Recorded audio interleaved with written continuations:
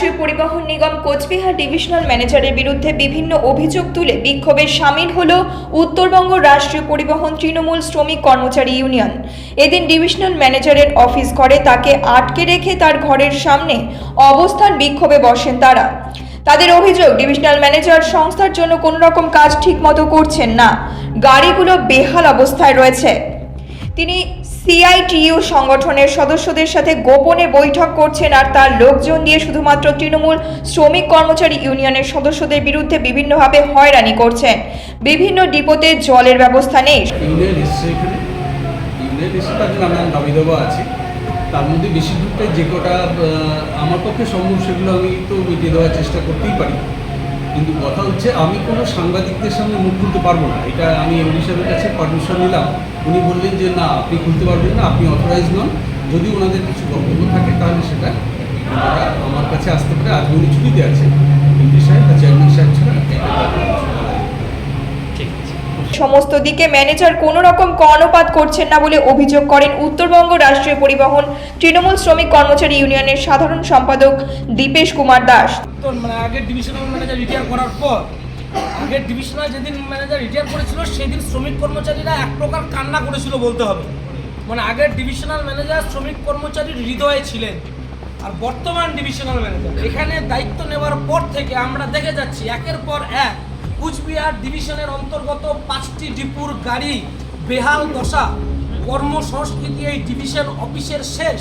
এই ডিভিশন অফিসকে রীতিমতো আলিমুদ্দিন স্ট্রিট বানানো হয়েছে সিআইটির সাথে গোপন আতাত করে, যাতে এখানে কে কখন ডিউটিতে আসছে তার কোনো ঠিক নেই, এবং সেগুলো সব প্রক্সি দেওয়া হচ্ছে রীতিমতো ডিএম সাহেবের মদতে, এবং এরই সাথে কর্মসংস্কৃতি নষ্ট করছে। যেখানে আমার সরকার মমতা বন্দ্যোপাধ্যায়ের নেতৃত্বে এনবিএসটিসিকে নতুন দিশা দেখিয়েছে, আমার চেয়ারম্যান, আমার ম্যানেজিং ডাইরেক্টররা চেষ্টা চালাচ্ছে কিভাবে এনবিএসটিসিকে এগিয়ে নিয়ে যায়, কিন্তু এখানে একজন অপদার্থ ডিভিশনাল ম্যানেজার কি করে আমার সরকারের বদনাম করা যায় প্রতিনিয়ত সিটুর সাথে আতাত করে চলছে।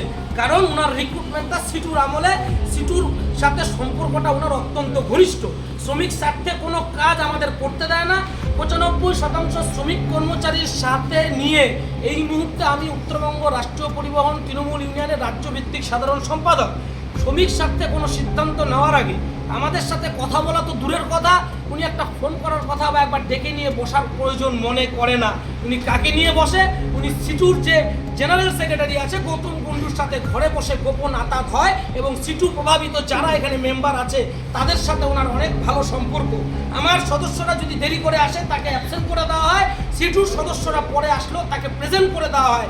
ওনার এই স্বৈরাচারী নীতির বিরুদ্ধে আজকে আমরা এখানে বসেছি, এবং শ্রমিক বিরোধী যে সিদ্ধান্ত এখানে জয়েন করার পর থেকে খালি কি করে ডিসিপ্লিন কেস, আজকে একটা চাকরি করতে গেলে ডিসিপ্লিন কেস হয়, আপনারা জানেন এনবিএসটিসির কিছু নিয়ম কানুন আছে।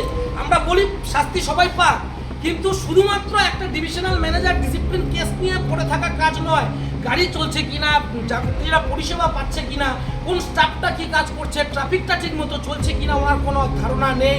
উনি খালি বসার পর থেকে কি করে শ্রমিক কর্মচারীর রক্ত চুষে ফাইন করা যায় আর ডিসিপ্লিন কেস দেওয়া যায়, তৃণমূল যারা করে তাদেরকে ডিসিপ্লিন কেস দেওয়া হয়, সিটুর যারা মদতপুষ্ট এসআই আছে তাদেরকে দিয়ে আমার মেম্বারদের খালি হয়রানি করা হয় রাস্তাঘাটে।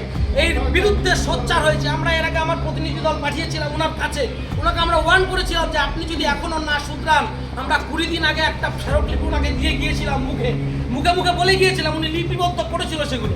আজকে 20 দিন পর আমাকে বাধ্য হয়ে আসতে হয়েছে। আজকে উনি যতক্ষণ পর্যন্ত উনি পর্যাপ্ত জলের ব্যবস্থা নেই, আজকে আপনারা জানেন টায়ার প্ল্যান্টে 120 ডিগ্রি টেম্পারেচারে কাজ করতে হয়, পর্যাপ্ত জল পায় না শ্রমিকরা, তার দিকে ওনার মন নেই।